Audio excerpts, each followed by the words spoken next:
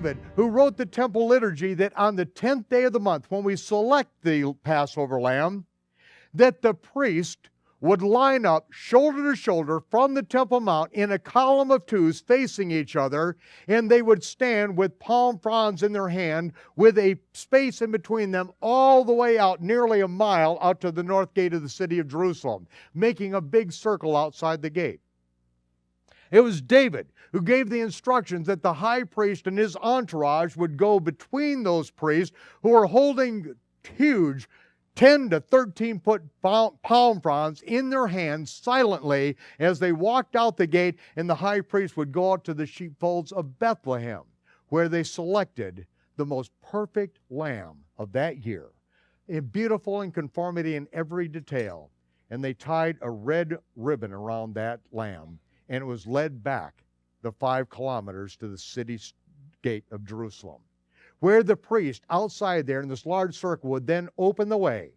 And there, the high priest would come in, and as soon as he entered into that circle, those priests would begin crying out, "Hosanna in the highest! Blessed is he that comes in the name of the Lord." Right then, thousands of priests lining the way would wave their palm fronds, "Hosanna in the highest! Blessed is he that comes in the name of the Lord." Hundreds of thousands of people there to attend the Passover would rush out of their places. They would grab their palm fronds and their cedar boughs that were standing by the door waiting for this very moment. They would rush down to that pathway and they would cry out, "Hosanna in the highest, blessed is he that comes in the name of the Lord." They would take off their tallits with the tzitzit on the 4 corners that reminds us to keep the commandments, and they would put it in the way as the high priest would lead in the Passover lamb between those columns of priests, and he would take him up to the Temple Mount, where they drove a stake in, and that lamb was tied to that stake for the next 4 days, where it was inspected by everyone in the nation to find fault with him. On the morning of the 14th, the high priest make his final inspection, would then make the pronouncement, "I find no fault in him." Then the lamb was put in the queue as the last one. Josephus said at this time period of the Second Temple, the time of Yeshua, there were 250,000 lambs that were sacrificed for Passover. It's one lamb for a household. Can you imagine how many people were in Jerusalem for this? Cecil B. DeMille, Hollywood could never afford the extras to do this thing right. And so, it was then, the 4th day, high priest, I find no fault in him. And so they would then, under the heat of the sun, the bright sun of that afternoon, they would begin sacrificing those Passover lambs, and one priest would capture the blood of the lamb in a brass bowl, pass it to the next priest, pass it to the next priest in this fire chain, all the way up to the altar, where a priest, a Cohen, would take that brass bowl and splash it on the altar. And then the bowl would go all the way back. Hundreds and hundreds of bowls being passed with the blood in them, the light of the sun shining through. They said it was like golden lightning shining off the city walls of Jerusalem as the priests sang the Psalm of Ascent that David wrote for this very occasion. The last Passover lamb that was sacrificed was the one selected by the high priest. When the last lamb was sacrificed, the priest would call for wine. Go ahead. Make sure you got some wine. He was wet his lips after singing the Psalm of Ascent over and over.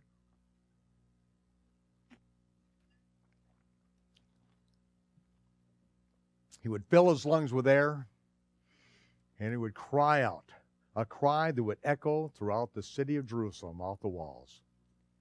"It is finished!" The lambs were then taken, the high priest's lamb was taken and put down in the chambers of the high priest in Mount Moriah, in the Temple Mount. It was roasted upright on a stake. And that stake had a crosspiece, brace in it for the chest cavity to hold it upright. They put the entrails in the Second Temple period. The high priest put the entrails the intestines of the animal on its head, and it was then roasted. When the sun went down, it is now the 15th of the month. It is now when we eat the Passover lamb with unleavened bread and bitter herbs. The year that Yeshua was crucified, things went a little bit differently than had been rehearsed for thousands of years. John tells us 6 days before Passover, Yeshua came up to Jerusalem, started making preparations, told his disciples, the following morning, I want you to get a donkey that no one has ever sat on before. Because there's a prophecy that the Messiah would come into the city streets of Jerusalem on a colt, the foal of an ass. But the 10th day of the month is a Sabbath day. You're to give all of your animals rest on the Sabbath day. That's why it had to be a colt no one had ever sat on. It had never done a day work in its life. And so now it could carry the Messiah through the city gates. Now, that morning, the high priest and his entourage has walked out between those columns of priests. He is out in the sheepfolds of Bethlehem, selecting the most perfect Passover lamb.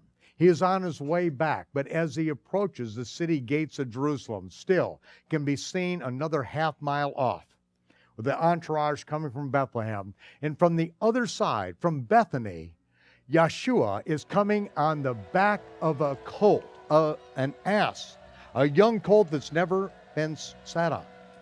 But he has already instructed his disciples to gather all of the disciples at the north gate of the city, where the priests are making a big surrounding ark out there waiting for the Passover lamb to come into it. He says, get all the disciples. See, this isn't a handful. This is the feast. How many disciples are following him up in the Galilee? Thousands of people are going for days without eating to hear him and to follow him up in the Galilee. Now they're all there for the feast. Now they are mingling among the priests outside of the gate of the city of Jerusalem. Yeshua comes up from the other side, from Bethany, and his disciples open the pathway and he enters. His disciples begin crying out, Hosanna in the highest! Blessed is he that comes in the name of the Lord! Right then, the entire column of priests, all inside the city, begin waving their palm fronds. Hosanna in the highest! Blessed is he that comes in the name of the Lord! The Kohanim outside the gate see the high priest is still a half mile away. What's going on? They turn to Yeshua and say, tell your disciples to shut up. Quit saying this. And he said, I will not. I will not. If the rocks have to be given a voice, the rocks will cry it out. This is the day that has been rehearsed from the time of David.